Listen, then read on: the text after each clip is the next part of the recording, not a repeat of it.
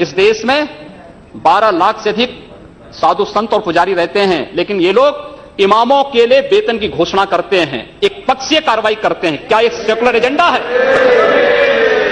दिल्ली की सरकार ने किया, पश्चिमी बंगाल की सरकार ने किया, महाराष्ट्र की सरकार ने किया। क्या यही सेकुलर एजेंडा है? सांप्रदायिक आधार पर ये लोग बांटते हैं समाज को। उसी प्रकार से उससे भी खतरनाक स्थिति, आतंकवादियों पर दायर मुकदमे वापस लिए जाते हैं और उसके बाद भी ये कहते हैं कि सांप्रदायिक हिंसा बनी रहे। महोदय, चर्चा का विषय होना चाहिए कि आखिर सांप्रदायिक कौन है? कौन है सांप्रदायिक?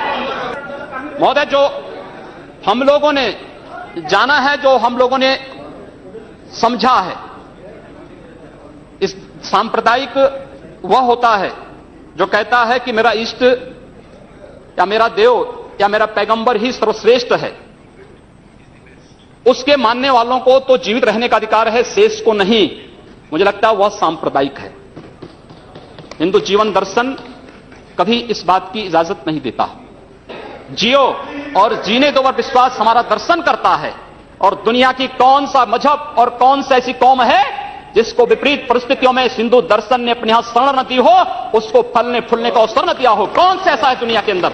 लेकिन आज जिस हिंदू दर्शन ने सबको शरण दी, सबको फलने फूलने का भरपूर अवसर दिया, आज जब उसी के खिलाफ षड्यंत्र होना प्रारंभ होता है तो उसे एकजुट होना तो पड़ेगा ही। और मुझे लगता है इन लोगों के कर्मों का फल है कि पूरे देश का हिंदू जनमानस आज इस बात के लिए तैयार हो रहा है कि उसके खिलाफ आज शासन तंत्र से जो षड्यंत्र हो रहे हैं उसका जवाब अपने स्तर पर देना ही पड़ेगा।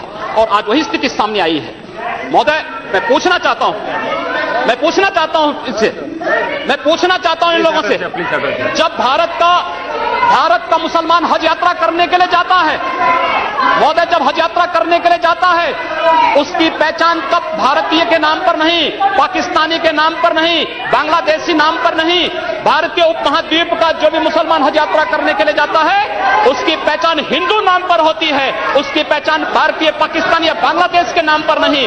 लेकिन अगर उसी हिंदू पहचान को हम इनके ऊपर यहां पर लागू करने का प्रयास करते हैं, इनको बुरा लगता है। हिंदू सांप्रदायिकता नहीं, हिंदू राष्ट्रीयता का प्रतीक है। और भारत की राष्ट्रीयता का प्रतीक हिंदुत्व को बदनाम करोगे, उसकी कीमत चुकानी पड़ेगी इन लोगों को।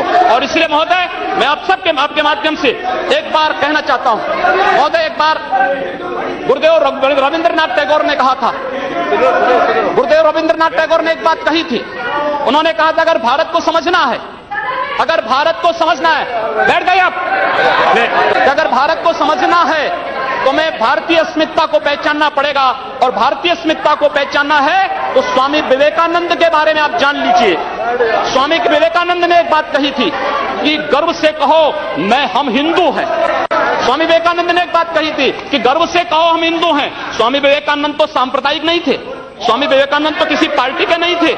स्वामी विवेकानंद ने तो भारत का प्रतिनिधित्व किया था पूरी दुनिया के अंदर। और दुनिया के अंदर जो हिंदू आज पूरे देश के अंदर, पूरी दुनिया के अंदर अपनी सहिष्णुता के लिए पहचाना जाता था, आज उस हिंदू के साथ किस प्रकार का व्यवहार किया जा रहा है, वह कश्मीर से विस्थापित होता है, उसे कश्मीर से निकाला जाता है।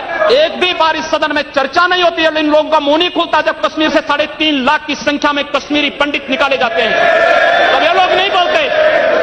पिछले 2012 में असम के अंदर 3 महीनों तक बोडो जनजाति के लोगों को मारा जाता रहा, कोई नहीं बोला।